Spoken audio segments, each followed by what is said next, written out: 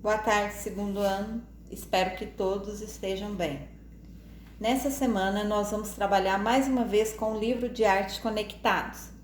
Vocês vão abrir para mim, por favor, na página 29, onde nós vamos estar falando um pouquinho sobre a arte pública, sobre as esculturas. Então nós vamos estar dando sequência ao que nós trabalhamos na semana passada, onde falamos bastante sobre as esculturas. Vocês fizeram esculturas de massinha e também fizeram uma escultura com papel. Então, dando sequência, descobrindo a arte pública, só para a gente relembrar o que seria uma arte pública. A arte pública é aquela arte que está disposta nas ruas das nossas cidades, nos parques, nos jardins. Então, toda aquela arte onde a população tem acesso, ela é considerada arte pública, certo? Que tal descobrir a arte pública? Na sua cidade tem um lugar com arte que todos podem ver, sentir e apreciar?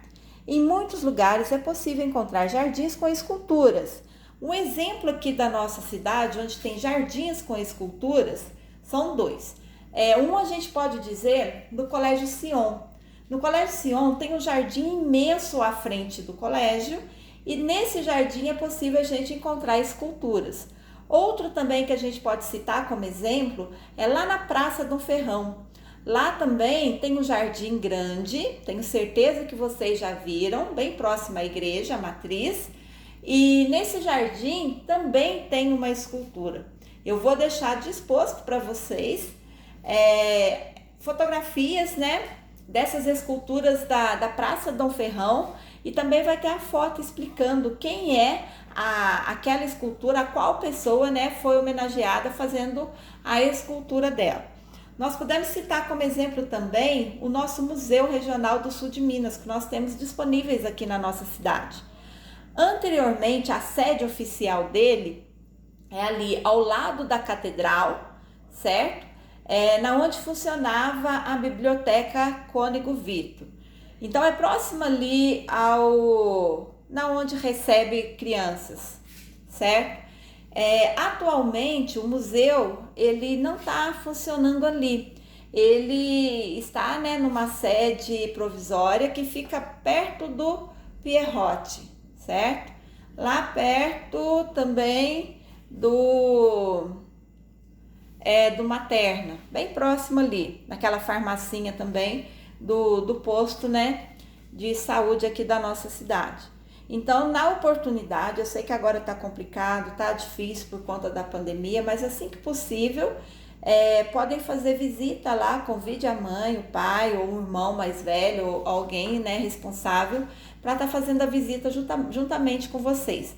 Porque lá tem assim uma gama enorme de esculturas que vocês podem ter acesso bem próximo para conhecer a arte. Dando sequência, há esculturas com as quais é permitido interagir e brincar. Então veja bem, essa imagem abaixo aí é uma escultura do hipopótamo. Vocês podem perceber que as crianças estão interagindo com ela, ou seja, estão brincando. Dando sequência, chame os amigos e familiares para fazer uma visita. Pesquise se em sua cidade há locais assim. A arte pública pode estar por toda parte. Faça fotografias ou desenho dessas obras de arte pública. Compartilhe com os colegas em sala de aula. Então, olha só, além de todos esses exemplos que eu citei, da Praça Dom Ferrão, do Colégio Sion, do Museu Regional do Sul de Minas, eu ainda posso citar como exemplo também para aquele aluno, aquela aluna que é católico, que frequenta a missa ou que vai de vez em quando à igreja. Dentro da igreja também nós temos uma diversidade de esculturas, ou seja, todos aqueles santos que nós temos são esculturas, certo? Então nessa atividade aqui, faça fotografias ou desenhos dessas obras de arte pública. Nós vamos combinar o seguinte: eu vou deixar disponível para vocês algumas imagens de esculturas que existem aqui na nossa cidade, onde vocês vão poder estar desenhando alguma dessas esculturas que vai estar disponível no roteiro da nossa aula de arte. Passando para a página 30, Antes, deixa eu ler aqui a legenda, né, da imagem aí do hipopótamo. Parque Lúdico Bichos da Mata, no Sesc Itaquera, em São Paulo. Então, na página 30, aqui, ó, arte em projetos. É um ateliê, onde, né, se nós estivéssemos na escola, a página 30 e 31, nós iríamos fazer um ateliê na escola, ou seja, a gente ia fazer um momento onde a gente ia produzir arte pública. Mas como a gente está, né, com o ensino remoto em casa, isso torna meio difícil. Então, vamos passar para a página 32. Arte em projetos, esculpir. No meio do caminho. No meio do caminho tinha uma pedra. Tinha uma pedra no meio do caminho. Versos de um poema de Carlos Drummond de Andrade. No meio do caminho. Carlos Drummond de Andrade, alguma poesia. São Paulo, Companhia das Letras. Então, veja bem, esse trecho, né, do poema de Carlos Drummond de Andrade, ele refere-se ao quê? Que no meio do caminho tinha uma pedra, certo?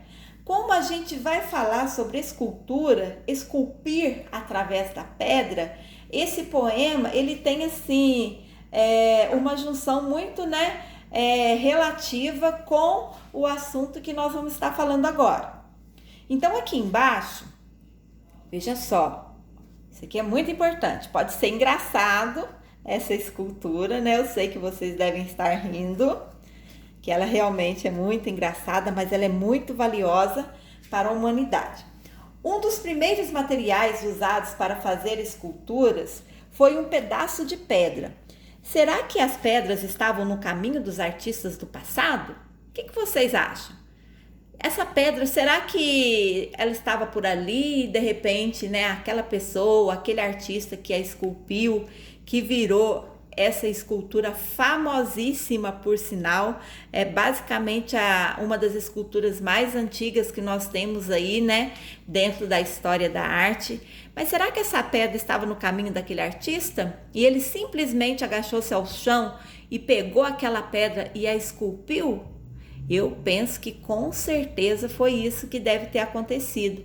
Assim como falou, né, no poema de Carlos Drummond de Andrade. No meio do caminho tinha uma pedra no meio do caminho. Então, durante a vida dele, né, as criações dele, ele encontrou uma pedra e ele esculpiu. Então, veja só, veja a escultura de Vênus de Willendorf, na imagem ao lado. Escultura de calcário do período paleolítico, pré-história, 11 centímetros de altura. Crianças, até peguei uma régua para a gente calcular mais ou menos o tamanho dessa escultura. Olha só, ela tem 11 centímetros. Então, ela tem esse tamanho aqui, certo? Então, esse é o tamanho da Vênus de Willendorf, tá? Vamos dar sequência. Lá na página 33, tem uma perguntinha aqui, importante por sinal. Eu vou estar ajudando vocês a responderem. O que você acha dessa obra? Então, o que você acha dessa obra da Vênus de Willendorf? Nossa, é complicado falar o nome dela. O que vocês acham dela? Vocês acham engraçado? Vocês acham feia? Vocês acham ela interessante? Ela é uma obra de arte muito antiga, isso é fato. Então, vocês vão dizer com as próprias palavras de vocês o que vocês acham. Pode estar respondendo aqui em cima ou então aqui embaixo mesmo. Agora, tem outra perguntinha dentro da mesma pergunta. Ó. Como será que ela foi feita? Então, como que vocês acham que foi feita essa escultura? Primeira coisa, ela foi feita num tipo de rocha. A rocha, né, chamada calcário. E eles esculpiram ela, mas com que será? Que tipo de ferramenta que foi usada para fazer os detalhes dessa escultura? Vocês podem perceber que tem bastante detalhes, né? Tem lá, ó, as coxas, tem também o umbigo, tem também o seio, né? A cabeça dela é um pouquinho diferente daquilo que a gente, né, pensa como características humanas. Então, a gente não consegue ver olho, ver boca, mas enfim, Vocês vão descrever para mim como que vocês acham que ela foi feita, que ela foi construída. Dando sequência, para cada tipo de material e processo, os escultores usam ferramentas específicas. Então, veja bem, de acordo, com o material, ou seja, se for feito de pedra, se for feito com gesso, se for a pedra sabão, então vai variar o material, que ele vai trabalhar, o tipo de objeto que ele vai estar usando para poder esculpir aquele material usado. Quando usamos argila ou massa, o processo é a modelagem. Como esses materiais são maleáveis, dá para amassar e moldar, retirar ou agregar material com mais facilidade. Para materiais mais duros, como a pedra e a madeira, as ferramentas precisam ser mais resistentes. Pedra para esculpir. Que tal criar uma pedra para esculpir? Nossa pedra será de gesso. Acompanhe as etapas a seguir. Peça ajuda ao professor para fazer a massa. Coloque a massa de gesso ainda mole dentro de uma caixa de papelão ou garrafa PET e espere secar. Retire a pedra de gesso de dentro do molde. Use colheres, tesouras sem ponta e outros materiais para criar a sua escultura. Seria uma atividade bastante legal para a gente estar fazendo. Mas como, infelizmente, nós estamos com o ensino remoto, essa atividade ela vai ficar um pouquinho de lado. Não vai ser necessário que nós façamos, e nem que vocês peçam auxílio aos pais em casa para poder efetivar essa atividade. Então, vamos passar para a página 34. Por que será que há tantos tipos de pedras? Olha só, uma arte bonita aí, barroco, por sinal. Detalhe da entrada da igreja de São Francisco, projeto feito entre 1766 e 1777 pelo artista Aleijadinho. Cidade de São João del Rei, Minas Gerais, foto de 2016. Por sinal, a gente vai falar um pouquinho sobre Aleijadinho. Ele foi um escultor, um artista muito famoso aqui da nossa região de Minas Gerais, do nosso estado de Minas Gerais. Você já reparou como são as pedras onde você mora? Então, veja bem, aqui em Campanha, que tipo de pedra que a gente consegue achar? Quando a gente vai lá para o lado da barragem, a gente consegue ver, algumas pedras no meio assim daquelas montanhas, daqueles matos. Talvez vocês já tenham visto, umas pedras escuras. Será que dá para esculpir algo nelas? As pedras são formadas dos materiais presentes no ambiente e se tornam mais duras ou menos duras em função da história do planeta. Isso quer dizer que depende de como se forma o solo, das reações ao tempo e de outros fatores.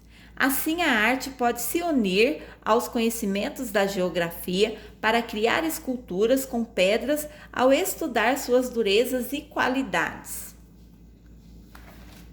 Na página 35, na região de Minas Gerais, encontramos diversos tipos de pedras usadas para fazer arte. Entre eles está a pedra sabão, macia e mais fácil de esculpir. A pedra sabão foi empregada como material em diversas esculturas criadas pelo famoso artista brasileiro conhecido como Aleijadinho. Que tal fazer experiência para descobrir a dureza das pedras? Procure pedras e com a ponta de uma caneta você pode testar a dureza desses materiais, desenhando sobre eles. Quem é Aleijadinho? 1730 a 1814, era o apelido de Antônio Francisco Lisboa, um importante escultor, arquiteto e entalhador mineiro. Olha para vocês, é interessante. Vou ver se eu consigo um vídeo falando um pouquinho mais sobre o Aleijadinho e vou deixar disponível para vocês também conhecerem um pouquinho sobre esse escultor, famosíssimo aí daqui do nosso estado de Minas Gerais. Só uma observação, existem ali dentro da nossa igreja, a catedral, algumas esculturas que foram feitas pelo Aleijadinho.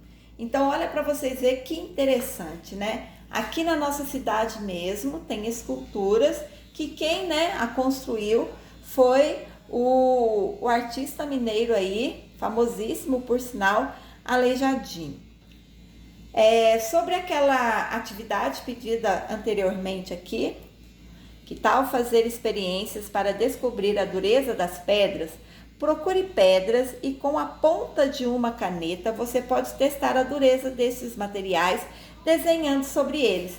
Então aquele que conseguir achar uma pedra, né, um tamanhinho razoavelmente grande, né, pode ser um tamanho mais ou menos assim, ou um pouquinho menor, ou então assim, mas não pode ser muito pequenininha, porque senão não vai dar para desenhar. Então quem conseguir uma pedra vai fazer o teste. Se tiver canetinha ainda fica melhor, se não tiver pode estar usando a caneta mesmo.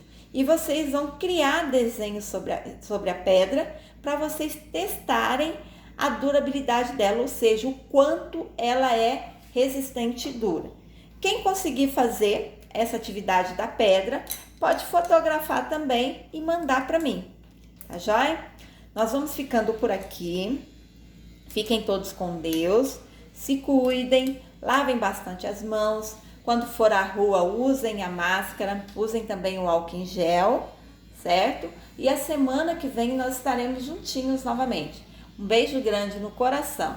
Até mais!